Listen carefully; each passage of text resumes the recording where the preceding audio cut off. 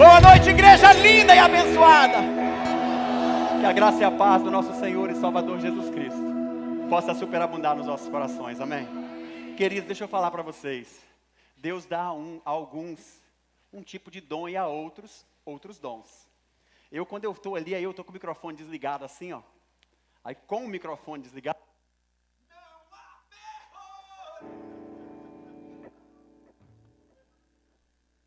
ninguém está me ouvindo. Desafinado lá você pensa. Mas eu estou ali, queridos, dando o meu melhor. Sabe? Não quero atrapalhar a equipe aqui que ensaia, se prepara. Mas deixa eu falar um negócio para vocês. Eu não consigo me conter, não. Se você vai falar que desafinou, que ficou ruim, que ficou não sei o que lá, a minha alma está entregue totalmente. Amém? Deixa eu falar para você antes de você sentar. O que é isso, hein? Gente, vocês estão hoje mais lindos ainda do que antes. Muito mais lindos. Gratidão pela sua vida, é uma honra, um privilégio ter você aqui. Eu sou o pastor Renan, tenho tido a oportunidade, o privilégio de servir e adorar o Senhor junto dessa família tão abençoada. Quero convidar você a tomar o seu assento, ficar à vontade, por favor. Deus vai ministrar muito aos nossos corações nessa noite, eu creio. Amém? Você crê assim? Como Deus é maravilhoso. Eu estava ali do lado ouvindo e adorando nessa última canção e a minha vontade, você não tem noção, era de sair correndo nesse lugar aqui. Porque tudo que foi gerado no meu coração para transmitir a vida de vocês, para compartilhar essa palavra nessa noite, foi sobrenatural. E queridos, olha, eu quero inspirar você a crer nisso. Eu já falei sobre isso em alguns momentos e eu quero reiterar. Não pense que são as horas em que eu dediquei de oração, de meditação, de entrega nessa tarde, que fizeram ou trouxeram a fluidez e as consequências desse sermão. Eu já comentei aqui que certa feita um jovem me abordou e falou assim: pastor, que mensagem maravilhosa. Quanto tempo o senhor ficou meditando essa palavra? Eu falei assim, olha, uns 26 anos mais ou menos. Como assim, pastor? É porque nós estamos sendo aperfeiçoados por Deus. E tudo que nós vivemos e aprendemos no Senhor vai nos formando, vai nos formatando, vai... Queridos, eu não sei se você tem pensado, mas olha aqui, preste muita atenção. O tema da nossa mensagem para essa noite é proposital e eu tenho certeza que você vai ser muito abençoado. Eu desejei muito compartilhar esse sermão com vocês nesse dia. Enquanto eu estava na minha casa escrevendo, meditando, anotando, gente, eu andava para um lado e para o outro, e eu falava, meu Deus, que negócio tremendo, que inspiração, que coisa divina. Inspirados por Deus. Quando nós olhamos para essa realidade, sobre a questão de sermos inspirados por Deus, eu quero trazer a você detalhes simples da palavra.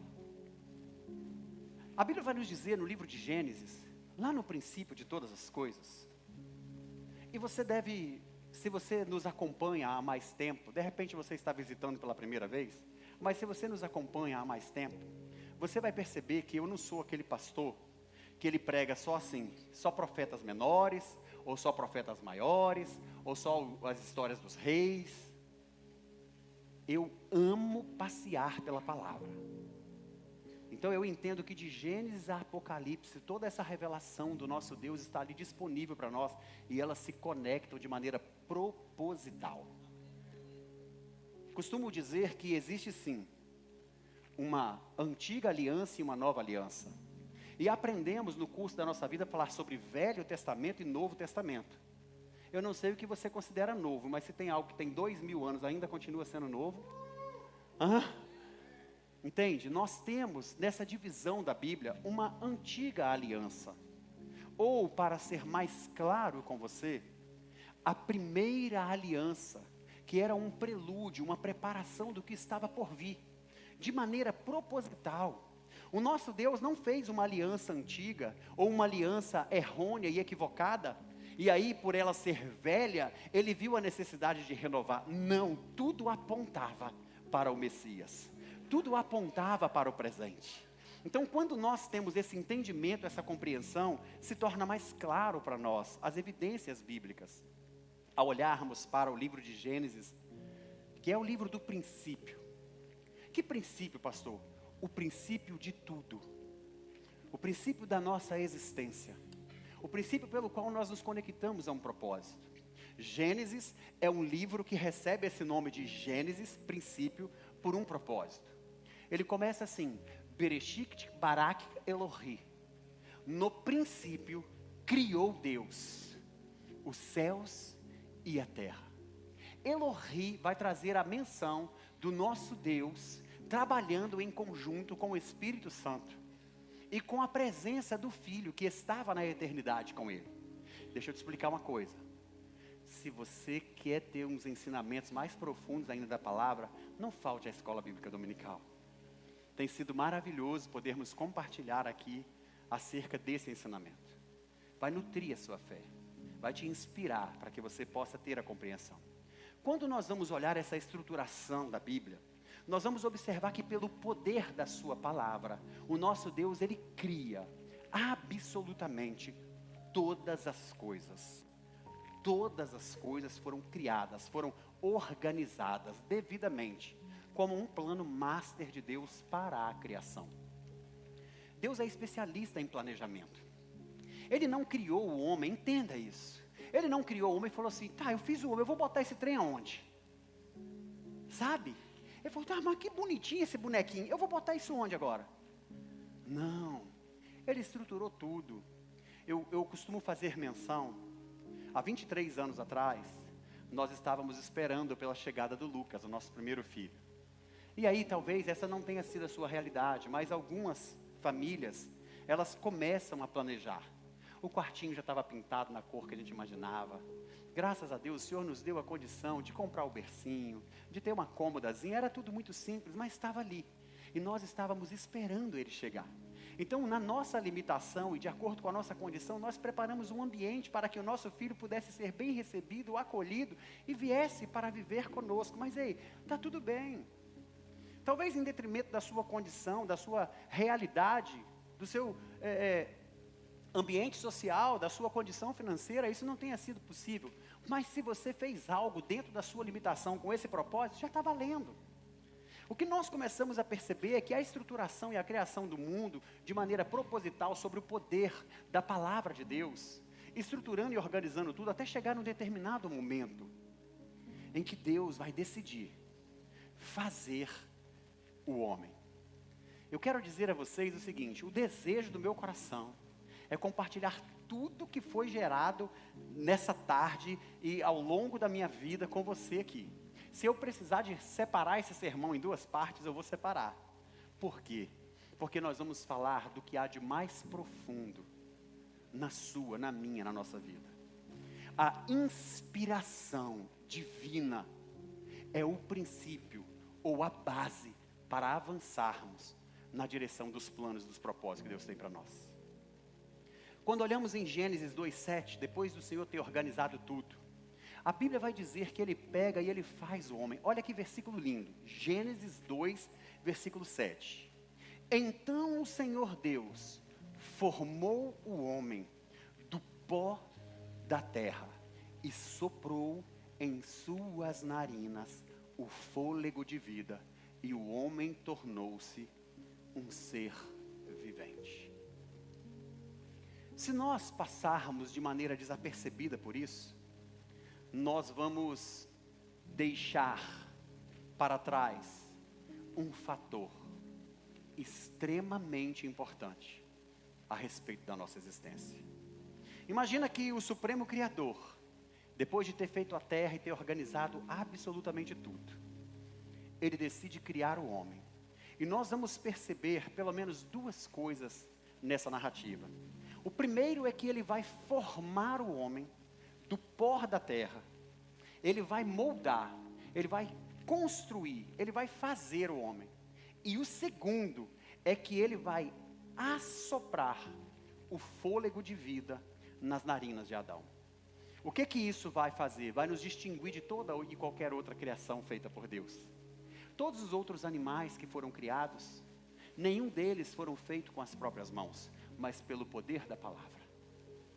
Nenhum deles tiveram a necessidade de receberem a inspiração diretamente do Criador, assim, ó.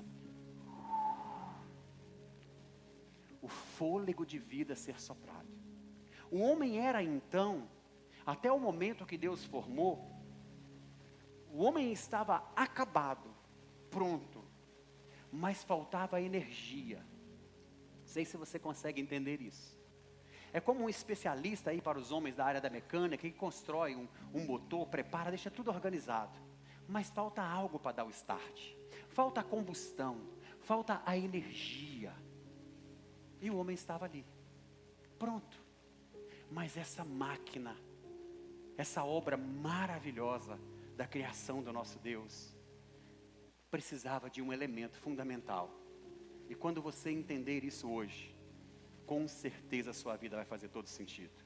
Nesse momento Deus vai soprar nas narinas de Adão o fôlego de vida. Eu preciso ressaltar 3 pontos importantes nesse pequeno detalhe.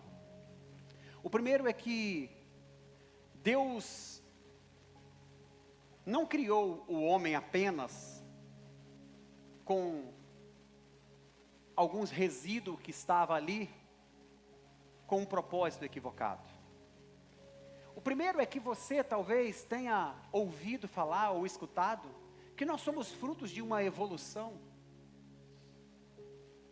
Mas entenda, o homem é uma criação de Deus. Nós não evoluímos de nenhuma outra criatura. Por mais que você, ao observar o nosso DNA, você vai encontrar átomos, moléculas, hidrogênio, próton, nêutron, elétron. Deus criou o homem. Ele apenas usou esses elementos que estão contidos em nós. Mas nós fomos criados por Deus. Não somos frutos de evolução. Nenhuma.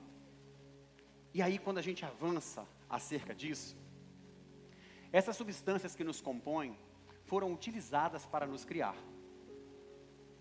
Mas ela não é reflexo de uma evolução e que fez com que nós nos tornássemos isso. O Senhor, Ele formou o homem. Ele criou de substâncias. Ele usou tudo isso. Mas depois, a palavra, só para você entender, formar.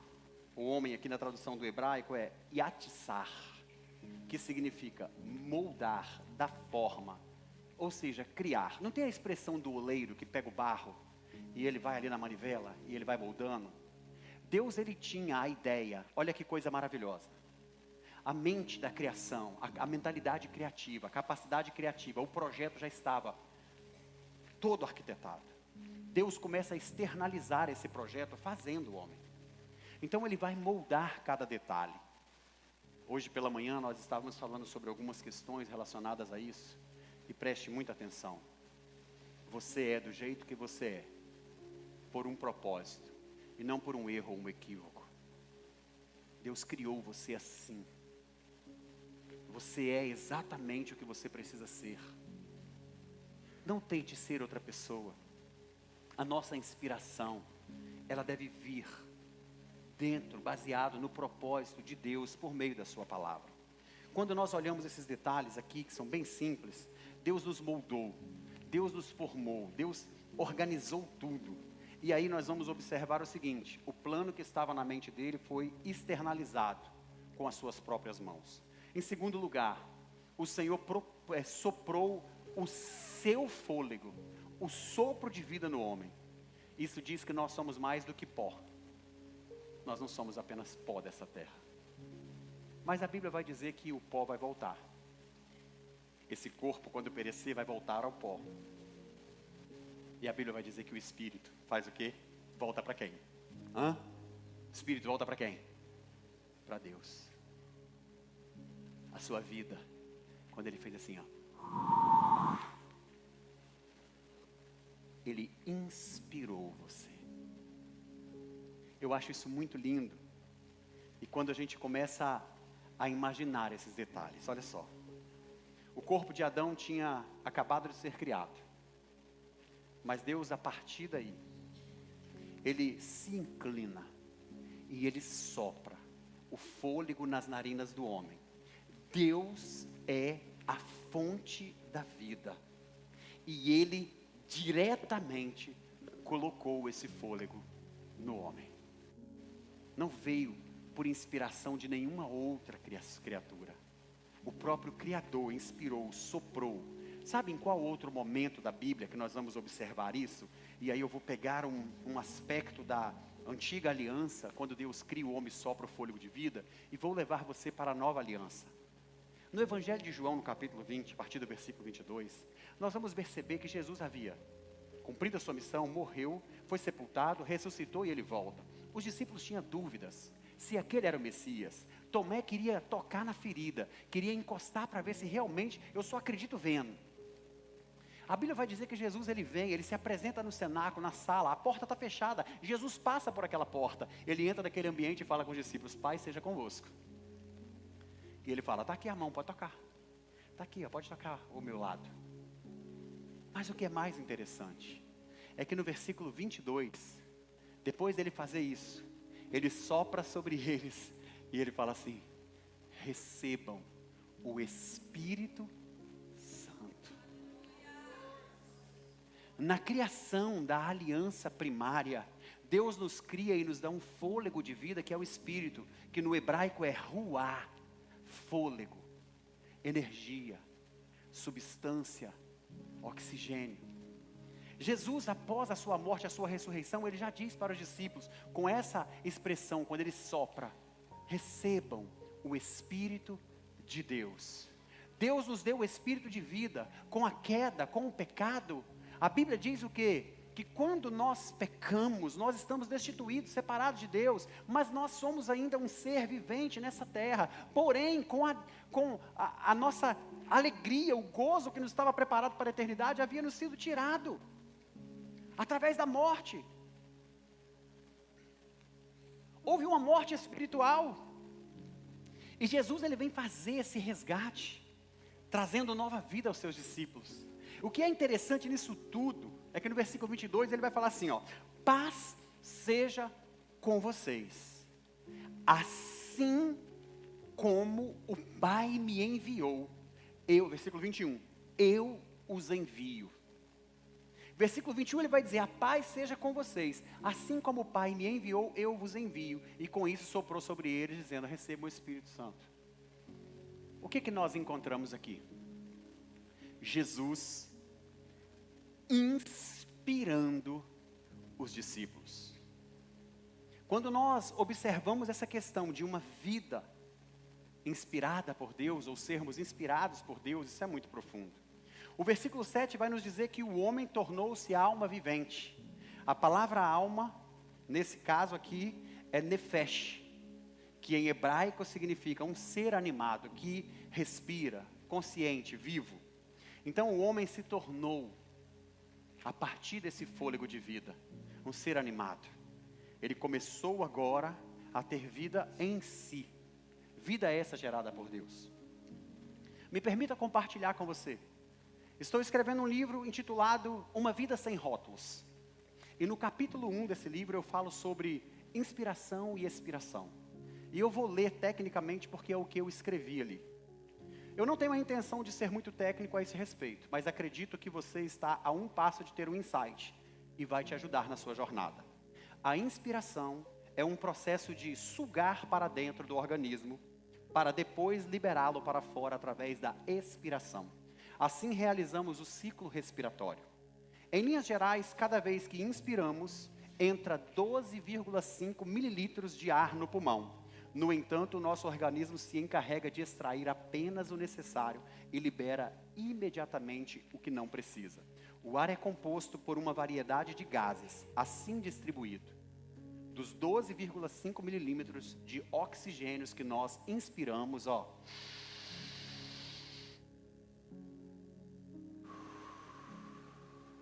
quando nós expiramos, esse composto de gases que são 78% gás nitrogênio, aproximadamente 20% é de gás oxigênio, e aproximadamente 1% de gás argônico, e cerca de 1% outros gases como gás carbônico e etc. Vapor e água, tantas outras coisas. Bom, para finalizarmos esses dados técnicos e transformar tudo isso em algo prático e aplicável ao nosso cotidiano, chegamos à seguinte conclusão. Inspiramos 12,5 milímetros de ar, Dessa quantidade, 20% são oxigênio, ou seja, 2,6 mililitros apenas, e 0,62 mililitros de oxigênio é aproveitado.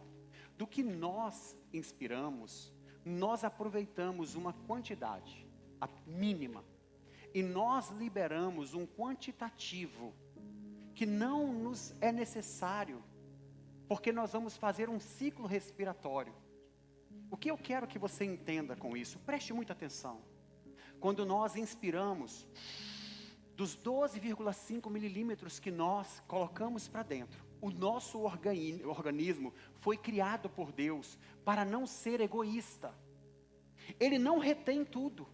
Ele pega o necessário para aquele ciclo e aí você expira, devolvendo um quantitativo suficiente e que não é desperdiçado, mas muito pelo contrário. Imagine se o nosso organismo fosse egoísta.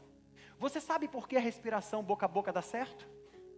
É porque quando nós puxamos o ar, utilizamos o que o nosso organismo precisa, o outro que é soprado na boca do outro é capaz de lhe provocar, de lhe promover a vida. Porque não são os gases desperdiçados, mas são a parte que não nos interessa, mas que pode salvar a vida de outra pessoa. Se nós queimássemos tudo na inspiração, quando soprássemos o fôlego na vida de alguém que está morrendo, nós não teríamos vida para retransmitir.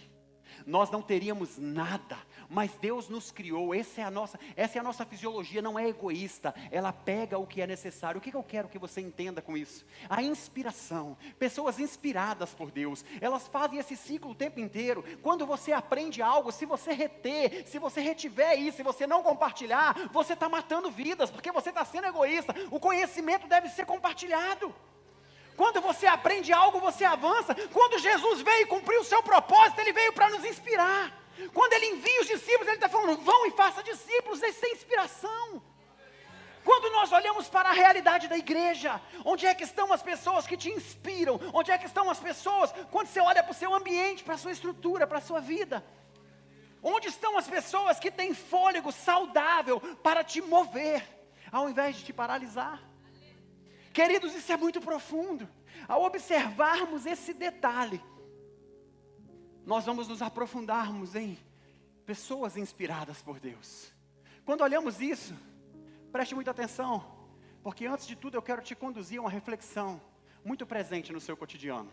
A Bíblia vai nos dizer, na primeira carta que o apóstolo Paulo escreve aos Coríntios, a Bíblia vai nos dizer assim, capítulo 15, versículo 33. Preste atenção nisso. Não se deixem enganar. As más companhias corrompem os bons costumes. O que é corromper, pastor? É você pegar algo autêntico, verdadeiro, íntegro, inviolável, e você adulterar. É você mudar o conteúdo original. É você perverter. É você depravar fisicamente ou moralmente. É você tornar aquele projeto, aquele item que era para ser duradouro, em algo perecível e que vai apodrecer porque você tirou a essência dele. Não se deixe enganar. As más companhias corrompem os bons costumes. Hoje pela manhã, e aí é importante você entender, porque fora de contexto, você pode julgar o pregador e não ter o conteúdo. Mas hoje pela manhã, em um determinado momento, quando nós estávamos ensinando a palavra, dei ênfase a algo muito importante. Nem todo mundo que está aqui dentro da igreja, nem todo mundo que está aqui dentro da igreja é uma boa companhia para você. Então isso fora de contexto vai complicar a sua vida. Mas isso dentro da realidade prática que nós estávamos ensinando, bem como a Bíblia está falando aqui, é crucial. As más companhias, elas vão corromper os bons costumes. Sendo assim, o que nós precisamos fazer? Cerque-se de pessoas visionárias. Cerque-se de pessoas que são inspiradas por Deus, que te encorajam, que te motivam a prosseguir, a seguir em frente. É tão lindo isso. Hoje pela manhã um jovem chegou para mim para me conversar. Em alguns minutos ele chegou, pastor, deixa eu trocar uma ideia com o senhor. Eu falei, claro. E dei a minha atenção para ele com a maior qualidade que eu poderia. E quando ele começou a falar comigo das dificuldades dele, eu olhando para ele com tanto carinho, o Espírito Santo de Deus me moveu e eu falei assim: filho, presta atenção. Você é o que Deus te criou para ser. E você vai romper, você vai prosperar. Deus te fez assim, esse é o seu jeitinho. E ele, sentindo a presença de Deus ali, sabe, começou a chorar porque ele entendeu. Mas não é uma inspiração, é uma inspiração da palavra. Eu estava transmitindo para ele o que a Bíblia diz a respeito dele. O que as pessoas estão dizendo ao seu respeito? Querido, sabe por que alguns casamentos estão dando errados? Porque a sua esposa, muitas vezes, ao invés de te inspirar, te joga para baixo. Porque você, marido, ao invés de inspirar a sua esposa, você coloca ela para baixo. Porque os filhos, ao invés de serem impulsionados pelos pais, estão sendo, sabe, oprimidos. E jogados para baixo, porque não tem pais inspirados por Deus. Isso é terrível. Filhos que acreditam que realmente não vão ser nada na vida e que as coisas vão dar errada. Por quê? Porque ouvem isso o tempo todo.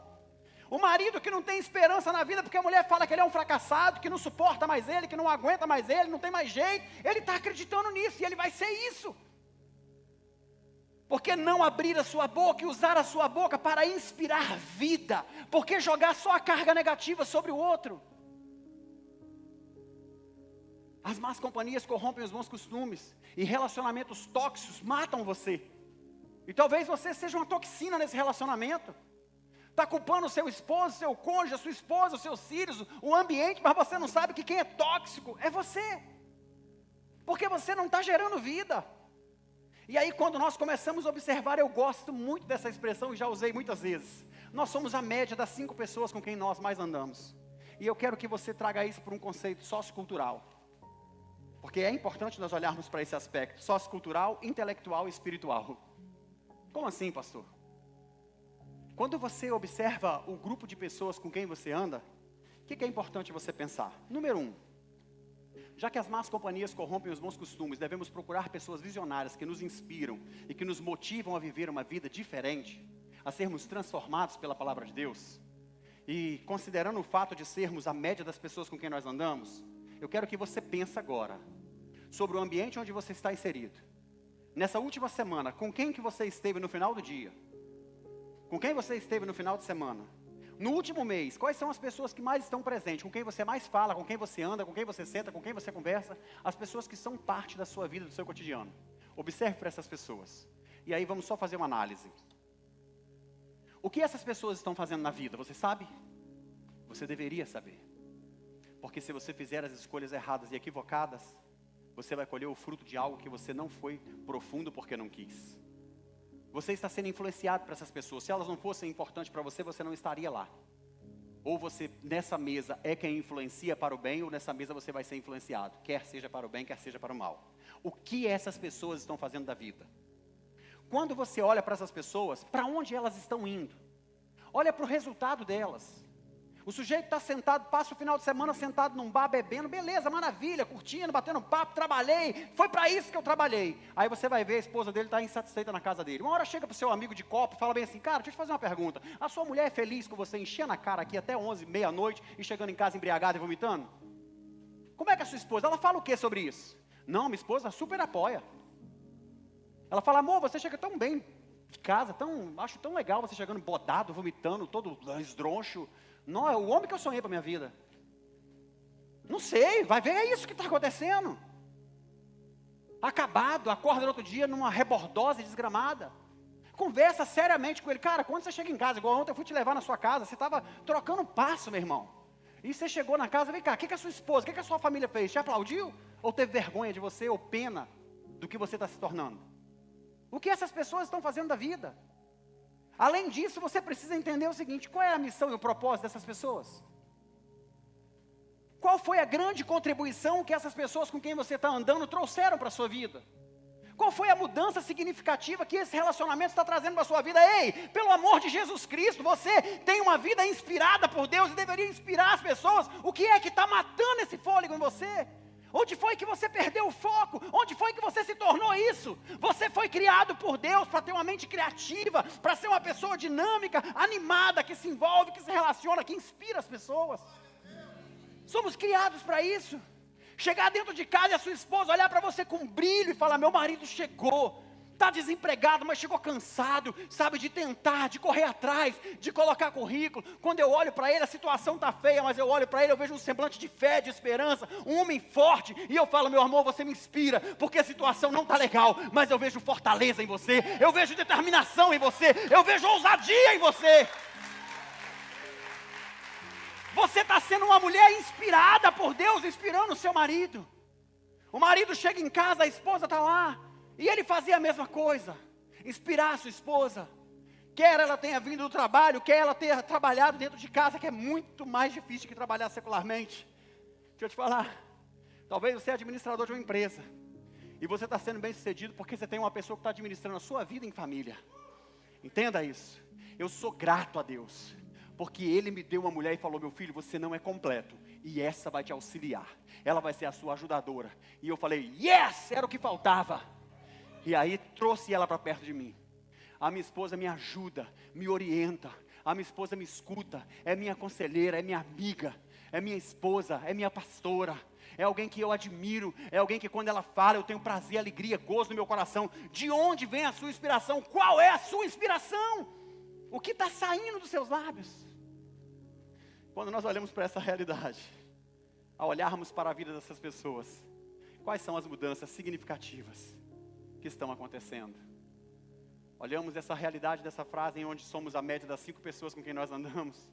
Vamos analisar o que a Bíblia diz? A Bíblia vai nos dizer assim, em Hebreus capítulo 10, versículo 24 e 25. Olha o que a Bíblia nos encoraja.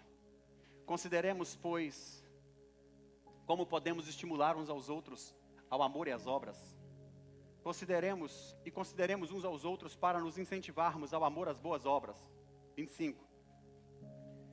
Não deixemos de reunirmos como igreja, segundo o costume de alguns, mas procuremos encorajar-nos, 25, tá? É isso. Encorajar-nos uns aos outros, ainda mais quando você vê que se aproxima aquele dia. Escuta uma coisa. Eu falo essa frase há muito tempo, não sei em que momento que ela foi gerada no meu coração. Pode ser que até algum dia vão atribuir essa frase a mim. Não sei. Mas se a família falhar, a igreja não vai falhar. Quando você chega aqui acabado, triste, aborrecido, chateado ou inspirado, você volta melhor do que você veio. Sabe por quê? Porque se Deus soprou o fôlego de vida sobre nós, se Jesus soprou o fôlego sobre os discípulos, dizendo que você vai receber poder, que o Espírito vai vir sobre vocês, imagina uma coisa.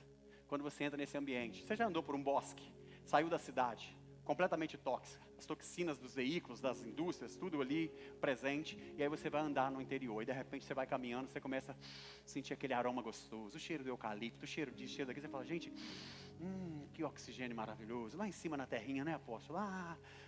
Maravilha, aquele clima gostoso, aquele ar puro. Você consegue perceber.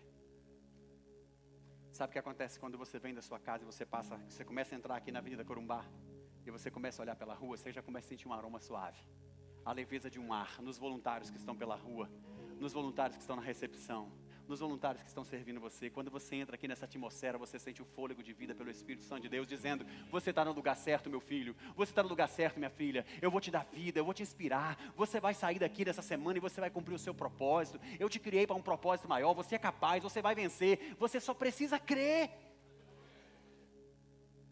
E aí nós olhamos para essa verdade em que a Bíblia vai dizer, ei, você tem que estar na igreja, vocês precisam inspirar uns aos outros, vocês precisam se motivar, vocês precisam viver essa experiência. E o que é que tem acontecido conosco no nosso grande dia, no cotidiano? Não vou para a igreja porque eu estou desmotivado. Tudo bem, faz o exercício comigo, o máximo que você puder. Eu vou pedir para você inspirar, e você só solta quando eu pedir, ou aguenta até onde você puder, tá bom? Inspirar e você fazer assim, ó, e segurar, beleza? Então vamos lá, 1, 2, 3, inspira, vai, segura,